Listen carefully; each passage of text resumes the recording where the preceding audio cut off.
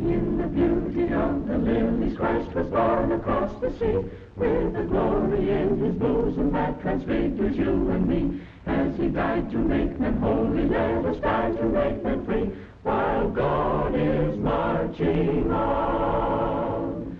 Glory, glory, hallelujah. Glory, glory, hallelujah. Glory, glory, hallelujah. His truth is marching on. My eyes have seen the glory of the coming of the Lord. He is trampling out the vintage where the grapes of wrath are stored. He has loosed the fateful lightning of his terrible sword. His truth is marching on. Glory, glory, hallelujah. Glory, glory, hallelujah.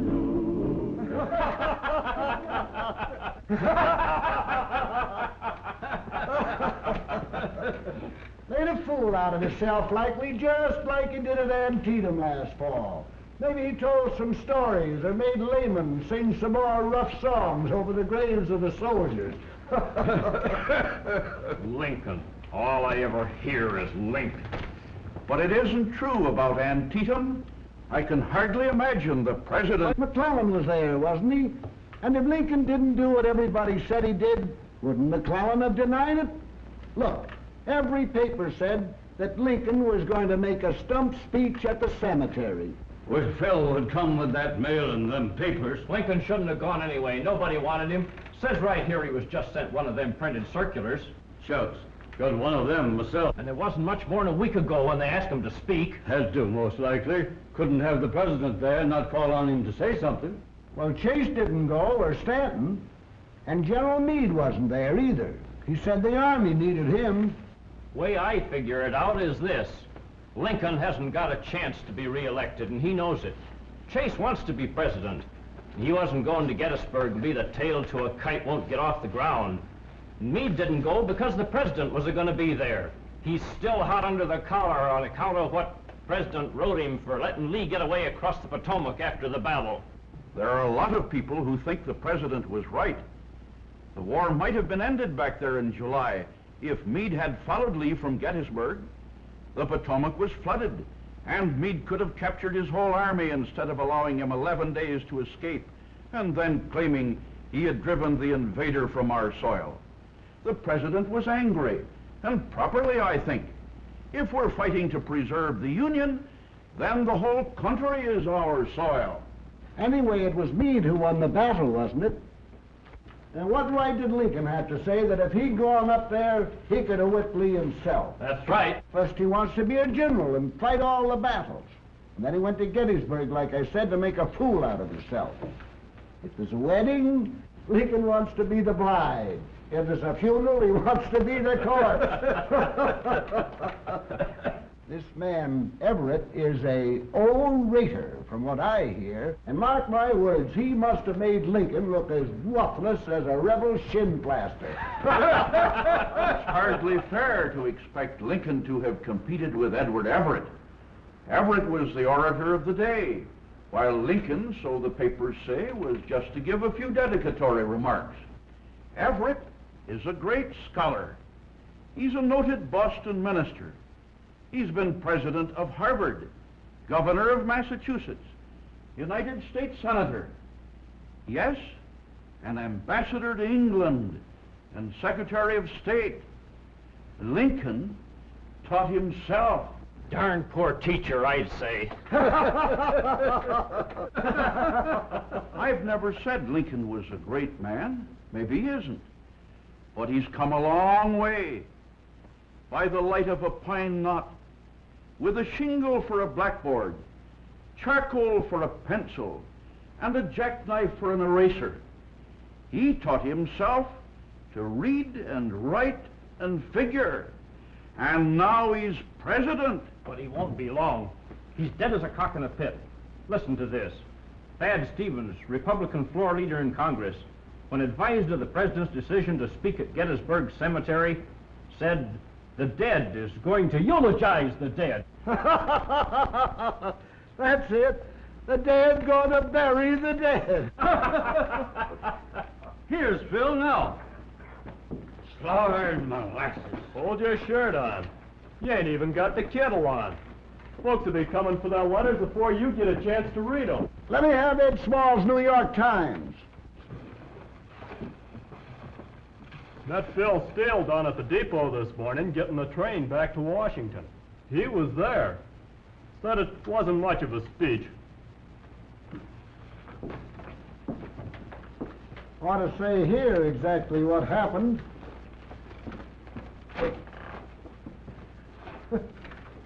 All it says is, President Lincoln made a few remarks upon the occasion. Old Everett spoke, Bill says, for an hour and 57 minutes. One of the greatest orations he ever heard. He's heard plenty of them in Congress. Then Lincoln spoke, before anyone knew what he was through. Bill saw one of them photographer fellers setting up his contraption, and before he could get his head under that shawl or whatever 'tis, Lincoln had finished. Just like that. Didn't even get a picture of the president making the speech. Told you he'd make a fool out of himself. We pass over the silly remarks of the president. For the credit of the nation, we are willing that the veil of O-B-L-I-V-I-O-N. Oblivion. I know, you don't have to tell me. Are willing that the veil of oblivion shall drop over them, and they shall be no more repeated or thought of. What paper is that? Harrisburg Patriot and Union. Right nearby. Seems though they ought to know what they're talking about. The New York Tribune here says, the ceremony was rendered ludicrous by some of the sallies of that poor President Lincoln. Anything more dull and commonplace, it would not be easy to produce. I suppose that'll be printed in England now and get them Britishers laughing at us. Guess that speech drove the last nail in old Abe's political coffin. Even Fletcher ain't got much to say now. No, but I'm thinking. What you thinking of? Great speech of your Mr. Lincoln? 87 years. Maybe sounds better to a school teacher than 87 years ago. No, but here's a paper, the Chicago Tribune. They had a reporter there, and he wired this. The dedicatory remarks of President Lincoln will live forever in the annals of men. Let's hear just what happened. Will you read it to us, Mr. Brown? The president arrived by special train on the Baltimore and Ohio Railroad. Get down to it. Never mind. Let's hear the speech. An amusing incident occurred when one of the military bands stopped to play in front of the home of Mr. Wills, where Lincoln was staying. Thinking he was being serenaded, the president came out and acknowledged the compliment, but declined to make a speech. He said, "In my position, it is sometimes important that I should not say foolish things." He can't help saying them. Go on, Mr. Brown. The band went next door, where Secretary Seward responded with a graceful speech. The following morning, the procession moved shortly after 10 o'clock from Gettysburg to the cemetery, in charge of Marshal Ward Hill Layman. There were several bands, including the 2nd United States Artillery Band of Baltimore. President Lincoln rode a horse which seemed much too small for him, and his appearance caused considerable amusement. When the procession reached the cemetery, there was another delay, as Edward Everett, the orator of the day, was over a half hour late in arriving. After music by the band, Senator Everett delivered a notable address, which we are pleased to quote herewith. "Standing beneath this serene sky, overlooking these broad fields now reposing from the labors of the waning year, the mighty Alleghanies dimly towering before us, the graves of our brethren beneath our feet, it is with hesitation that I raise my poor voice to break the eloquent silence of God and nature." Beautiful speech, men, but it takes up 7 columns. Although he spoke for nearly 2 hours, Senator Everett, with his graceful form, his high, clear voice, and his faultless gesticulation, held his audience remarkably until the closing words of his eloquent peroration.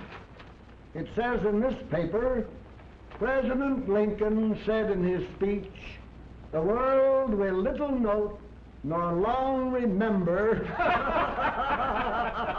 Well, that's one, so he was right. Let's hear the rest of it, Mr. Brown. There followed a selection by the military band. At its conclusion, the Honorable Ward Hill Lehman arose and said, Ladies and gentlemen, the President of the United States.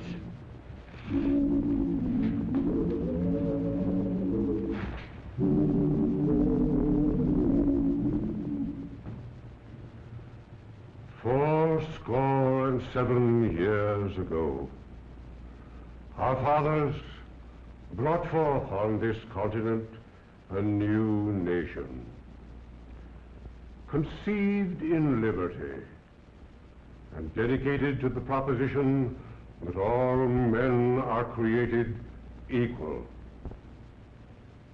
Now we are engaged in a great civil war, testing whether this nation or any nation so conceived and so dedicated can long endure.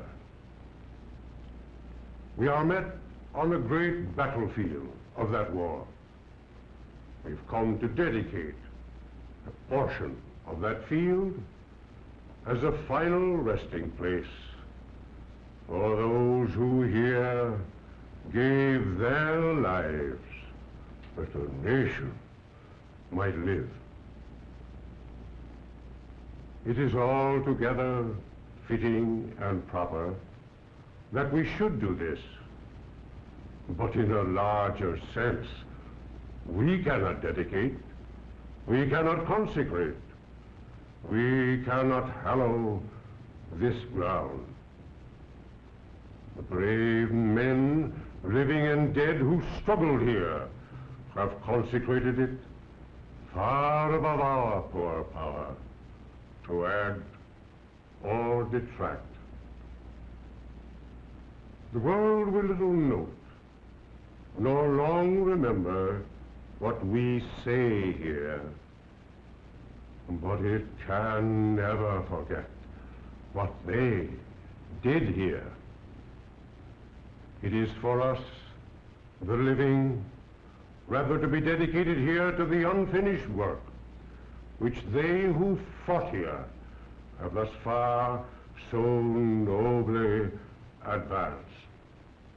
It is rather for us to be here dedicated to the great task remaining before us, that from these honored dead we take increased devotion to the cause for which they gave the last full measure of devotion, that we here highly resolve that these dead shall not have died in vain, that this nation under God shall have a new birth of freedom, and that government of the people, by the people, for the people, shall not perish from the earth. Glory, glory, hallelujah.